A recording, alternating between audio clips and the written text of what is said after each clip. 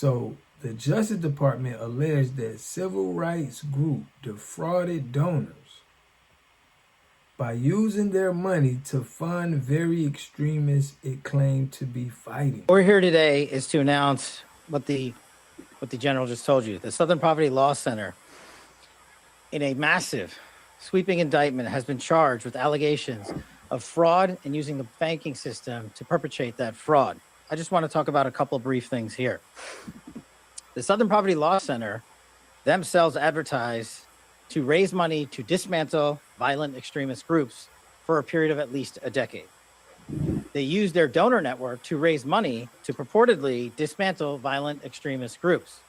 However, the SPLC, the Southern Poverty Law Center, used the money they raised from their donor network to actually pay the leadership of these very groups. I just want to say that again. They used the fraudulently raised money by lying to their donor network, thousands of Americans, to go ahead and actually pay the leadership of these supposed violent extremist groups.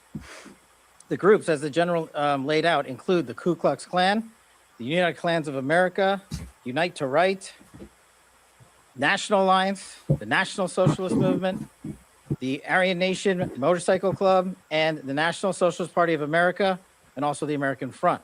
Might have to drop a dime on this. For sure. You know what I'm saying? You gotta stop it. I don't like that shit. For sure, bro. I don't like that shit.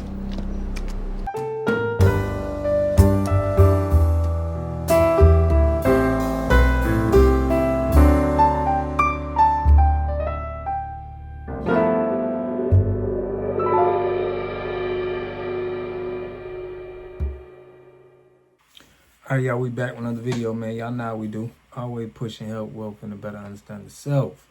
So check this out. Y'all see the Southern Poverty Law Center was indicted on Tuesday, okay, for raising illegal money to pay informants. Now,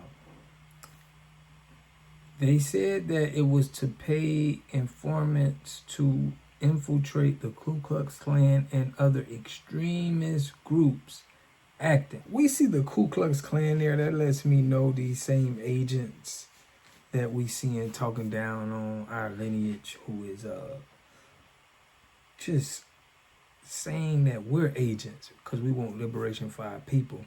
They may be tied into it.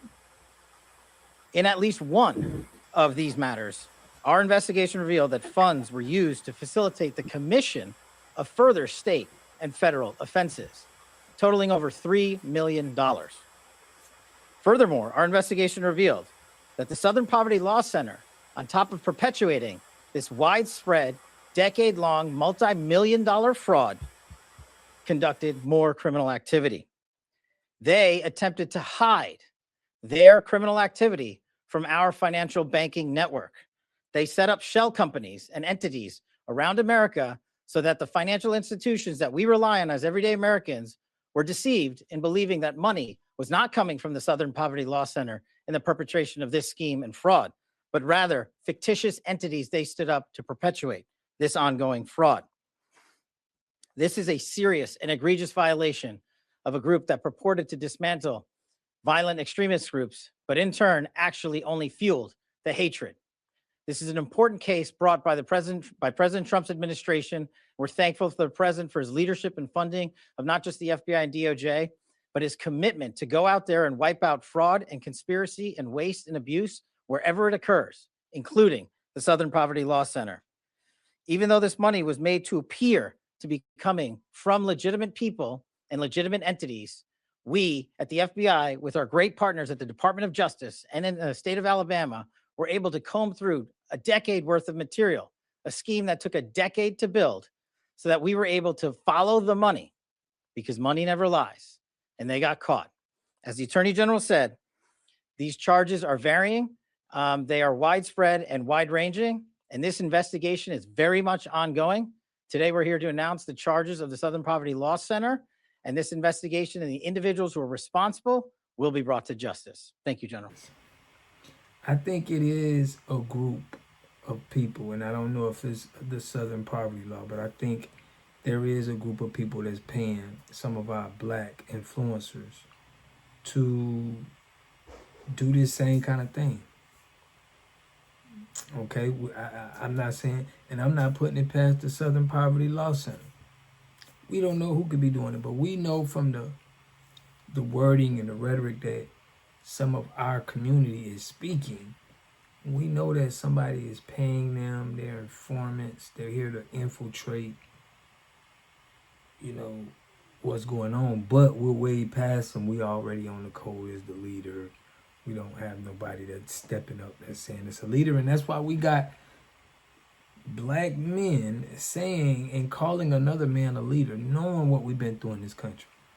So it goes on to say the Justice Department alleges that civil rights group defrauded donors by using their money to fund very extremists it claimed to be fighting. So the Justice Department alleged that civil rights group defrauded donors by using their money to fund very extremists it claimed to be fighting. Now, this is what I'm saying. It just sounds so similar to some of the weird things that's going on that we found with just doing research about a lot of the stuff that's going on with the CBC. It's just weird behavior with the politics. So it says, with payments of at least $3 million between 2014 and 2023 to people affiliated with the Ku Klux Klan, the United Klans of America, the National Socialist Party of America, and other extremist groups. The SPLC was not dismantling these groups. It was instead manufacturing an extremist it purports to oppose by paying sources to stoke racial hatred. So we got to be looking out for this. They probably going to get somebody that's claiming they FBA, and they probably doing this same thing. This is exposing what's going to be probably happening. It's probably already going on. But the civil rights group faces charges including wire fraud, bank fraud, and conspiracy to commit money laundering in the case brought by the Justice Department in Alabama, where the organization is based in Alabama. The indictment came shortly after the SPLC revealed the existence of a criminal investigation into its program to pay informants to infiltrate extremist groups and gather information on their activities. The group said the program was used to monitor threats of violence, and the information was often shared with local and federal law enforcement. So there you see it, y'all. Paying informants to be and spy and do things. We've seen this happen with COINTELPRO, William O'Neill with the Black Panther Party. So it's like they still doing stuff like this. But let's continue. SPLC CEO Brian Fair said the organization will vigorously defend ourselves, our staff, and our work. Blanchie said the money was passed from the center through 2 different bank accounts before being loaded onto prepaid cards to give to the members of the extremist groups, which also included the National Socialist Movement and the Aryan Nations affiliated Sadistic Souls Motorcycle Club. The group never disclosed to donors details of the informant program. He said, they require to, under the laws associated with the nonprofit, to have certain transparency and honesty in what they're telling donors they're going to spend on and what their mission statement is and what they're raising money doing, he said. The indictment includes details on at least 9 unnamed informants were paid by SPLC through a secret program that prosecutors say began in the 1980s. It began in the 1980s. It's crazy. Within the SPLC, they were known as field sources, or the Fs. According to the indictment, One informant was paid more than $1 million between 2014 and 2023. Do y'all see, boy, these informants is getting a check? Now we see why they acting like this. They getting easily $125,000 a year. So it says, another was an imperial wizard of the United Clans of America. The SPLC said the program was kept quiet to protect the safety of informants. When we began working with the informants, we were living in the shadow of the height of the civil rights movement, which has seen bombings at churches, state-sponsored violence against demonstrators, and the murders of activists that went unanswered by the justice system. Fair said, there is no question that we learned from informants saved lives.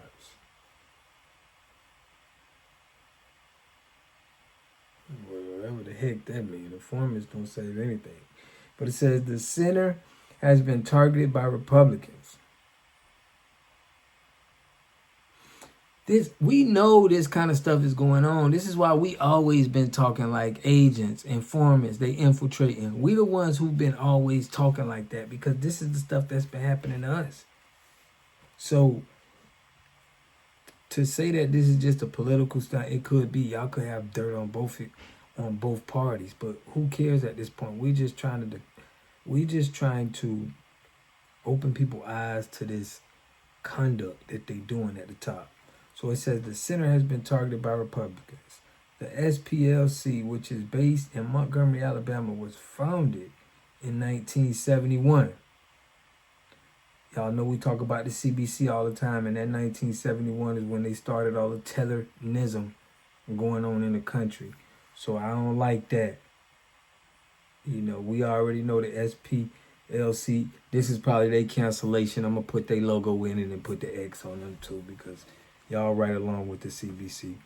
Founded in 1971 and used civil litigation to fight white supremacy groups.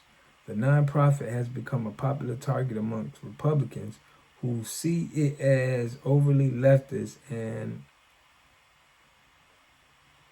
so I'm seeing where they going here. The investigation could add to concerns that Trump's Republican administration is using the Justice Department to go after conservative opponents and his critics.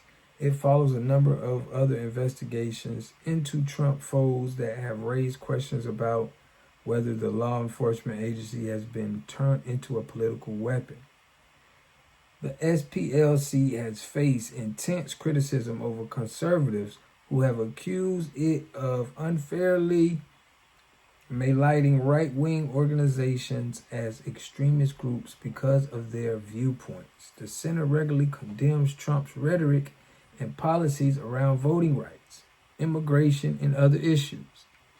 So it seems like for their defense, they trying to make it seem like, hey man, this is just an attack against the Republicans. So FBI Director Kash Patel said last year that the agency was serving its relationships with the center, which had long provided law enforcement with research on hate crime and domestic extremists. Patel said the center had been turned into a smear machine, and he accused it of defaming mainstream Americans with its hate map that documents alleged anti-government and hate groups inside the United States. Okay, well, it says here the House Republicans hosted a hearing centered on the SPLC in December, saying it coordinated efforts with President Joe Biden Democrat administration to target Christian and conservative Americans and deprive them of their constitutional rights of free speech and free association. So, hey, bro, this may be bad news for the CBC. Y'all may be next. I got a feeling that the CBC is possibly going to be next because we know what happened to Sheila Maserfalis. You know, they just found her wrong with what she was doing with taking the $5 million in FEMA funds. And so this is a time of exposure. I want to see where this goes because we've been seeing a lot on this channel about the fraud, the scamming that's going on, and it needs to be. We got to start following the money of the people to the top, because there's a lot of fraud, there's a lot of stuff going on there. That's where the focus needs to be. Okay. And then we need to get our money for our lineage, because y'all giving our reparations to everybody else. And we know who it really needs to go to. So this is good. This makes me think that they're looking into all of the stuff that the CBC is doing. Y'all make sure y'all hit that link in the description. I'm going to keep that in there for, we want our own caucus. We want to dismantle the CBC and have a foundation of Black American caucus that's just us that's from America. Okay, they got a lot of immigrants, as you see, like Ilhan Omar, Yvette Clarke, and it shouldn't be like this in this country. But I appreciate everybody for tapping in. I love y'all. We're gonna have the meet and greet in Charlotte. I'm gonna leave the link in the description for that as well. We're going live. We're gonna talk about that and have the link. You can get your tickets. If y'all do get your tickets with the link, the quantity is already going to show a VIP and a regular admission. So you just got to take the quantity off of whichever one you're not getting. So I love and appreciate y'all. I will catch y'all in the next video. Peace and love. A community must have three things to have a community in it. You must have a wholly independent economic structure that can provide goods, service, products, and things for your own people, and jobs and tax spaces for your own people. You should at least control 4 basic things.